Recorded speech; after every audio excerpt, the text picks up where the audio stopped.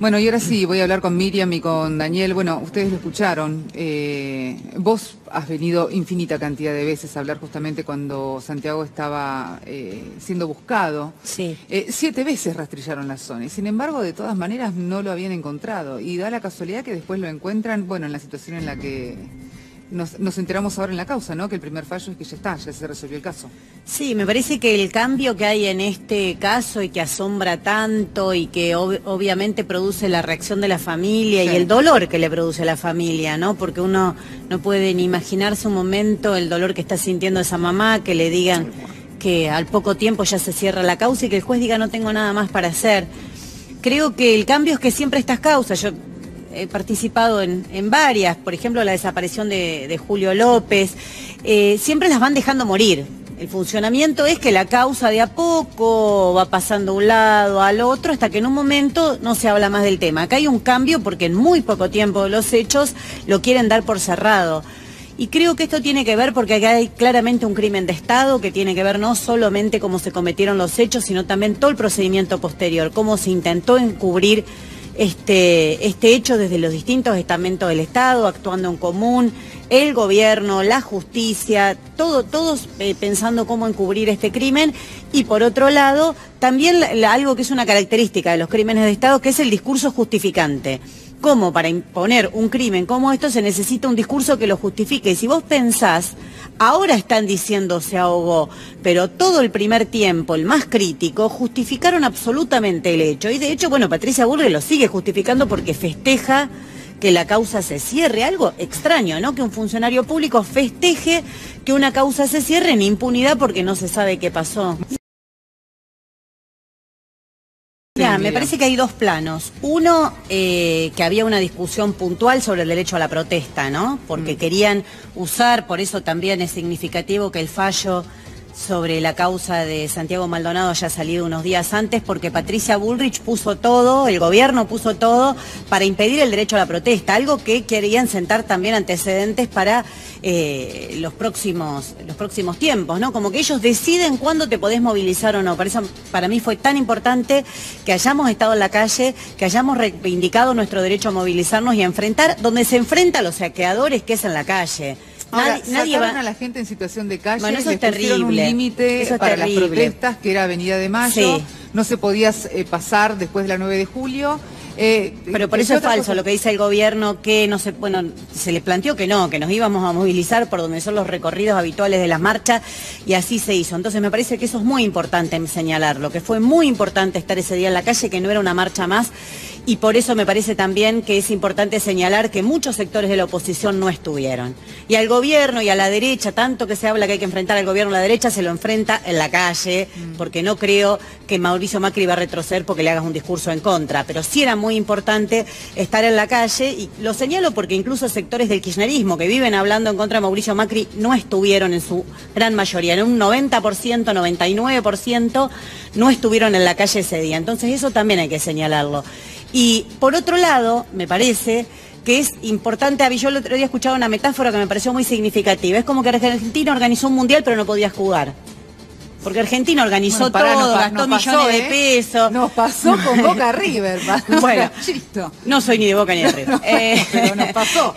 No podíamos poner una seguridad en un partido de fútbol. Bueno, pero Argentina organizó todo, gastó millones de pesos, como decía recién Daniel, hizo toda una inversión enorme, pero después Argentina no jugaba porque no estaba entre los que decidían ahí.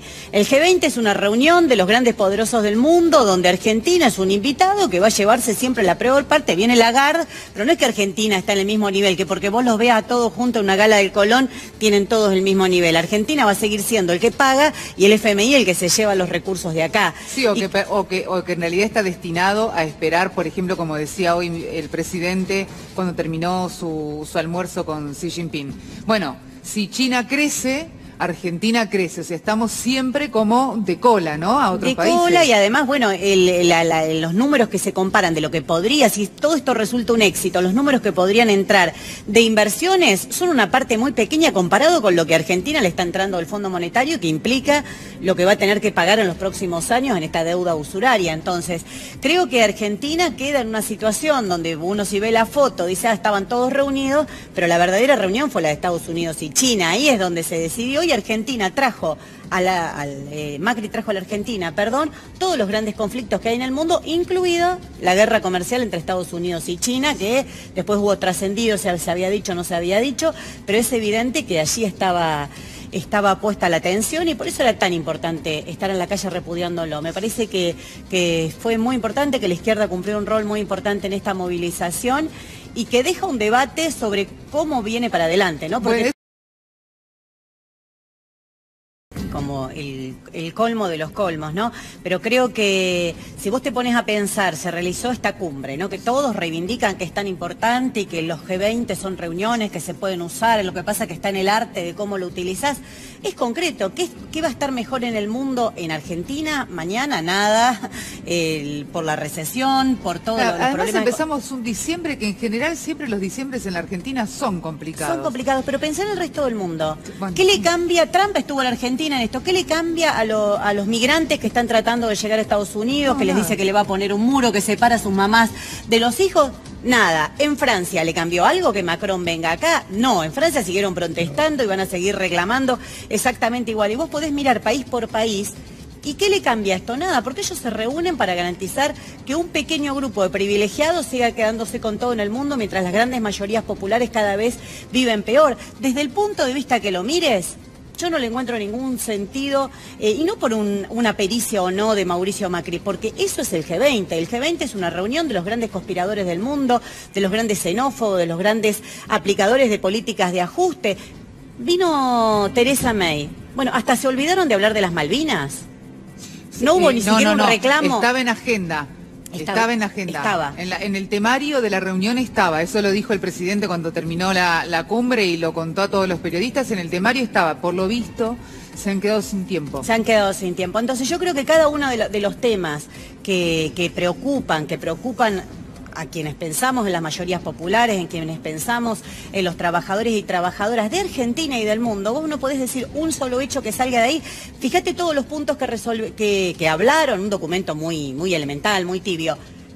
Ni siquiera en el cambio climático, porque al no apoyarlo Estados Unidos seguimos exactamente en la misma situación. Entonces, en cada uno de los puntos en los cuales se discutió, creo que no cambia nada favorablemente para Argentina ni para ninguno de los pueblos de los países que participaron.